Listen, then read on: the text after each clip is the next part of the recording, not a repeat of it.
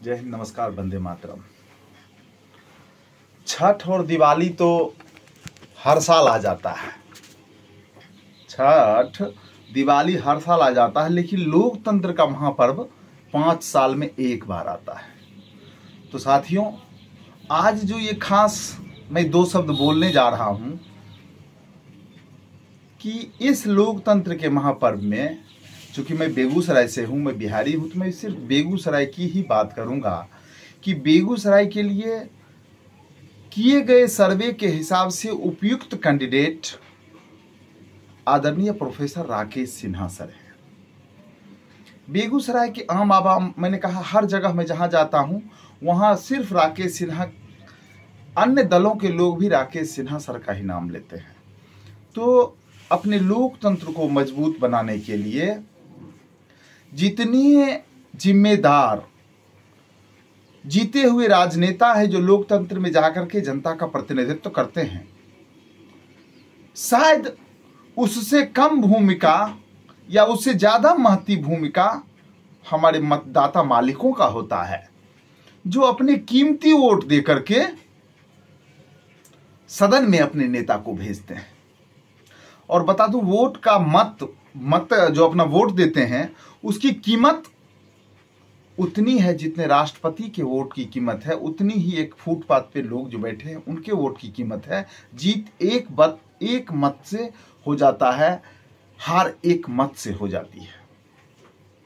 बेगूसराय की मांग राकेश सिन्हा है, ये तय है। ये तो हर जगह से आवाज आती है, गली गली से आती आवाज, राकेश सिन्हा जिंदाबाद। बेगूसराय को चाहिए अपना बेटा, नहीं चाहिए झूठा नेता। हर जगह से यही सुनने को मिल रहा है। चूंकि राकेश सिन्हा राज्यसभा का सांसद होते हुए बेगूसराय के लिए बहुत कुछ किया, क्योंकि इन्होंने नोडल डिस्ट्रिक्ट के तौर पे अपने ही जन्मभूमि को चुना था। ये बहुत ही कीमत की बात है। मैंने तो गिरिराज सर से लिखित में आवेदन दिया था। देखिए साथियों, चूंकि 2019 में गिरिराज सर के साथ मैं बहुत ज्यादा मेहनत किया, बेगूसराय पूर्व सैनिक संघ ने ज्यादा मेहनत किया, और जीत के जब सर सदन में चले गए और पहले दफे या दूसरे दफे आए थे, तो मैंने इनको पहला पत्र दिया था कि बेगूसराय के सभी अनुमंडल में एक एक केंद्रीय विद्यालय, सेंट्रल स्कूल सभी अनुमंडल मुख्यालय में हो। मैंने पहला पत्र दिया था। क्या हुआ, इशारा समझ गए ना? वही हुआ। उसके बाद इन्होंने जब कहा कि सैनिक संघ को मैं कैसे कर सकता हूं, तो सैनिक संघ के पास तो कुछ है ही नहीं, कुछ भी नीलबट्टा सन्नाटा।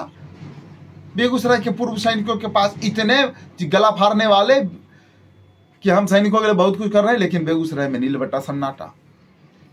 उसके लिए जब आवेदन दिया तो उसमें भी 5 साल निकल गया, कुछ नहीं हुआ। अभी कल परसों फोन किए थे कि हॉस्पिटल इम्पेनल फाइनल कगार पे। वो तो मुझे भी पता है, मैं भी जनरल नटराजन सर से मिल करके आया हूं अभी दिल्ली जाकर के इसी संदर्भ में। और हमारे OIC ECHS wing commander Ranjit, मैं रंजीत सर का स्पेशली धन्यवाद देता हूं कि ये जब से दिसंबर से OIC ECHS खगड़िया का चार्ज लिए, इन्होंने तन मन धन से काम किया और ECHS हॉस्पिटल ग्लोकल को इम्पेनल करने में इनकी जितनी अहम भूमिका रही। शुरुआत तो हमने 2018-17 में कर दिया, लेकिन Ranjit, wing commander Ranjit sir की जितनी भूमिका रही उतनी भूमिका किसी। तो मैं कह रहा था कि लोकतंत्र को मजबूत करना हर मतदाता का दायित्व है। हर मतदाता का काम है कि हमारा लोकतंत्र कैसे मजबूत रहे।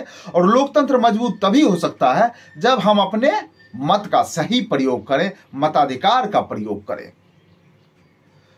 सभी प्रबुद्ध जनों से निवेदन है कि गांव घर समाज में सभी लोगों को जागरूक करें कि अपना मतदान दे, जिसको देना है दे, मत खराब ना करें।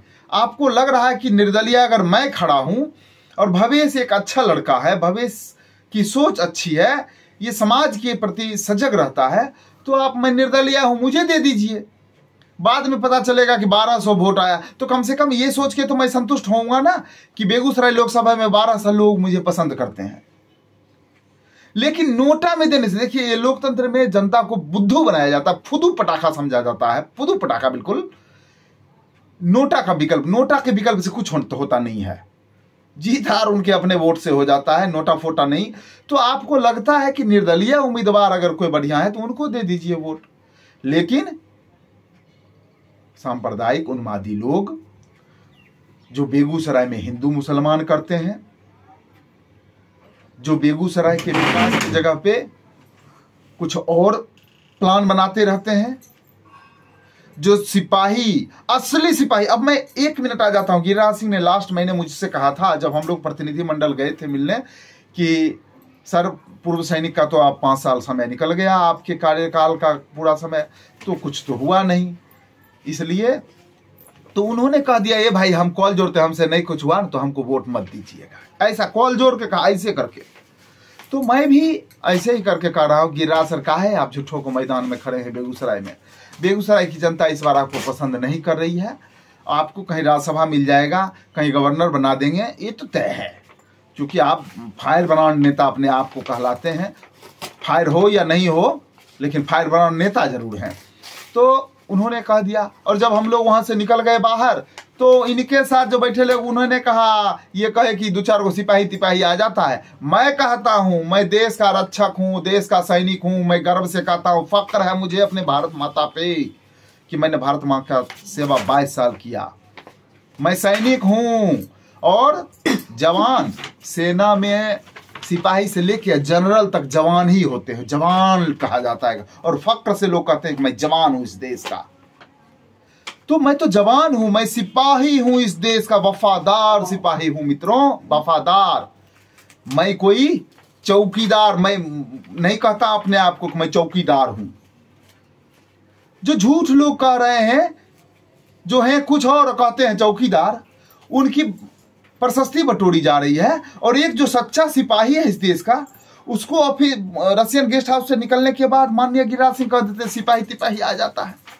बताइए, ये सोचने का विषय बेगूसराय की मतदाताओं के ऊपर मैंने छोड़ दिया। बेगूसराय के मतदाता सोचिए कि आखिर हो क्या रहा है। आज आप फ्लाईओवर देख रहे हैं, आदरणीय स्वर्गीय भोला बाबू की देन है। उसके एक्सटेंशन की बात राकेश सिन्हा की देन है। सामहो पुल का डीपीआर तैयार है, उसका सिर्फ एनएच का नंबर मिलना बाकी है।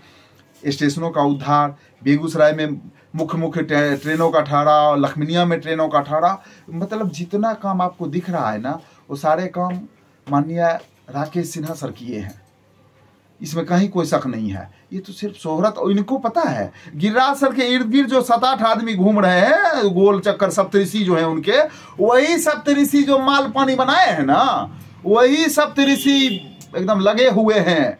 उस सप्तऋषि में भी एक आदमी हमको धमकाए थे कि भवेश जी आपको पता है ना संतोष का क्या हाल किया। अरे मालिक, मैं तो कुछ अपशब्द बोलता ही नहीं, मैं तो अपनी मांग रखता हूँ, मैं तो अपनी जरूरत रखता हूँ, क्योंकि मैंने वोट दिया है, मैंने सर के लिए काम किया है। बीजेपी वालों, 2019 में मुझे कोई गाड़ी दिए थे प्रचार करने के लिए, कोई पैसा दिए थे डीजल पेट्रोल का, लेकिन पूरा पूर्व सैनिक संघ एक पैर पे गिरिराज सर के लिए खड़ा था। और आज उस सैनिक संघ को इन्होंने कह दिया, जाइए आप वोट नहीं दीजिएगा, जाइए। इन्होंने कह दिया सिपाही तिपाही आ जाता है। तो खैर छोड़िए इन बातों को। लोकतंत्र को मजबूत करना है तो लोकतंत्र के सच्चे प्रहरी की जरूरत है, और वो सच्चा प्रहरी बेगूसराय का बेटा आदरणीय राकेश सिन्हा सर है।